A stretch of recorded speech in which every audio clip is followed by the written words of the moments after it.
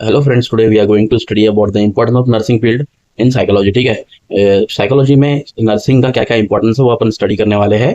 तो brief discussion तो हम बाद में करेंगे, उसके थोड़े पॉइंट्स बोलता हूँ मैं पहले। जैसे कि सोशियोलॉजी में जो है नर्सिंग फील्ड का क्या इंपॉर्टेंस है: understand self, understand others, quality care, solve other problems, effective studying, body mind relationship, social support, hospitalisation, readjustment. ये थोड़े पॉइंट्स। जैसे कि हम स्टडी कर रहे हैं importance of psychology in nursing field के बारे में।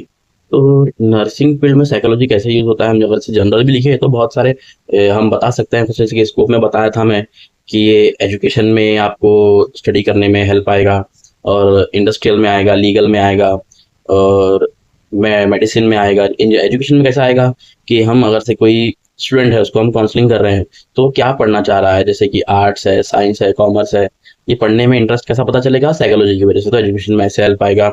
और उसके बाद हमारा इंडस्ट्रियल फील्ड में कैसे हेल्प आएगा, उनसे बंदे को रिक्वेट करना है हमें, ये कैसा पता चलेगा, काउंसलिंग की वजह से पता चले, तो इंडस्ट्रियल फील्ड में काम आएगा। मेडिसिन हेल्प में कैसा आएगा, बंदे पे कोई सी पेशेंट के ऊपर हम जब मेडिसिन दे रहे हैं उसको तो क्या रिएक्ट कर रहा है, कैसे उसके रिएक्शंस, क्या हेल्प हो रही है, उसको क्या चेंजेस आ रहे हैं, वो साइकोलॉजी के थ्रू पता चलेगा। और लीग हम जैसे क्रिमिनोलॉजी पढ़े थे स्कोप में, मतलब लीगल में जो है कैसे कोई क्राइम करा है तो उसको कैसे काउंसिल करते हैं बुला के, उसे क्या है उसका बिहेवियर है पता चलने में, यहाँ पे भी हेल्प आएगा ना।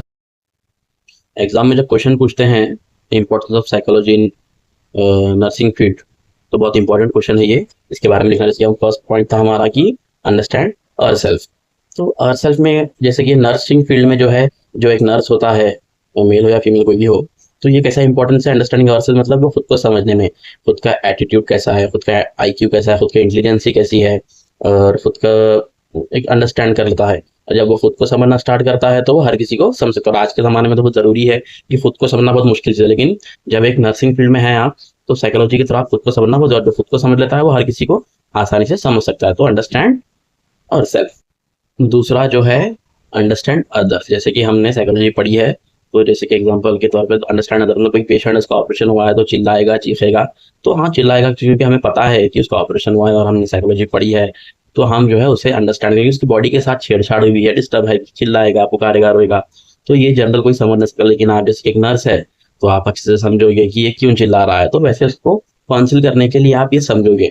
तो अंडरस्टैंड अदर्स, आप उसका बिहेवियर समझोगे, क्यों कर रहा है, ये सब समझने में बहुत हेल्पफुल होता है। ये दो इंपॉर्टेंस मैं आपको बताया हूँ, और आगे अपन देखेंगे।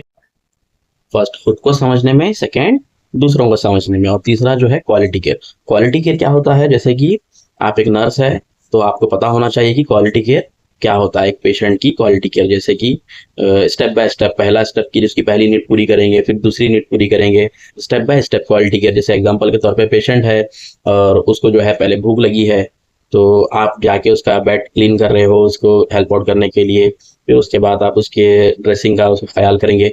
ये क्वालिटी केयर आप उसको अंडरस्टैंड करते हैं, तो पहले आप उसका मेंटली जो स्टेटस है, फिजिकली जो नीड्स है उसके, हंग्री है वो, भूखा है, तो आप उसे जो पहले खाना देके उसे शांत करेंगे, उसको मेंटली शांत करेंगे। उसके बाद दूसरे स्टेप को जाएंगे। तो स्टेप बाय स्टेप जो चीजें करते हैं क्वालिटी से, उसे क्वालिटी केयर कहते हैं।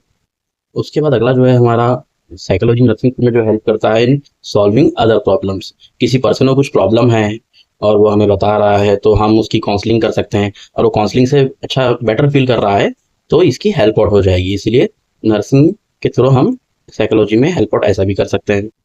नेक्स्ट हमारा जो है इफेक्टिव स्टडी में भी हेल्प करता है साइकोलॉजी। जैसे ही कोई स्टूडेंट है, वो जीएनएम का स्टूडेंट है और वो स्टडी कर रहा है और वो फर्दर स्टडी करना चाह रहा है, तो उसकी साइकोलॉजिकल नीड, जो साइकोलॉजिकल वो अपने आप को अच्छा बेहतर समझेगा, स्टडी करेगा तो उसका इंटरेस्ट भी आएगा। तो इसमें जो है ये इफेक्टिव स्टडी में भी साइकोलॉजिकल नीड्स हेल्प करती है नर्सिंग के। फिर अगला जो है हमारा है बॉडी माइंड रिलेशनशिप। जैसे कि साइकोलॉजी स्टडीज है माइंड और बॉडी की, बिहेवियर की, तो इसी तरह बॉडी माइंड रिलेशनशिप में अंडरस्टैंड करने के लिए साइकोलॉजी बहुत इंपॉर्टेंट है। जैसे कि बॉडी का क्या रिएक्शन हो रहा है माइंड के अफेक्ट होने की तरफ से, ये दोनों की चीजें एक दूसरे की बॉन्डिंग किस तरह से हो रही है, रिलेशनशिप मेंटेन करने के लिए साइकोलॉजी बहुत इंपॉर्टेंट है। ये भी किसका एक पॉइंट है। अगला जो है हमारा सोशल सपोर्ट, हॉस्पिटलाइजेशन। जैसे कि कोई पेशेंट है हॉस्पिटल में एडमिट है, तो हम उसे सोशल सपोर्ट देते हैं। वो कैसे कि आप ठीक हो जाओगे, जल्दी घर चले जाओगे, यू विल बी फाइन। ऐसे हम उसको जो कंफर्ट जोन देते हैं वो सोशल सपोर्ट हो गया है। उसके बाद उसको हम डिस्चार्ज कराने में या जो भी XYZ चीज़ों में हेल्प आउट करते हैं उसको सोशल सपोर्ट हो गया। सो कंफर्ट जोन में रखना ये एक नर्स का काम है और इसमें उसकी साइकोलॉजी स्टडी हेल्प करती है नर्स की, जिस वजह से पॉजिटिव रिएक्ट करता है, इसलिए सोशल सपोर्ट अच्छा मिल जाता है। इसको हम कहते हैं सोशल सपोर्ट हॉस्पिटलाइजेशन। ये बहुत हेल्प आउट है, ये भी एक इंपॉर्टेंट पॉइंट है साइकोलॉजी में नर्सिंग फील्ड।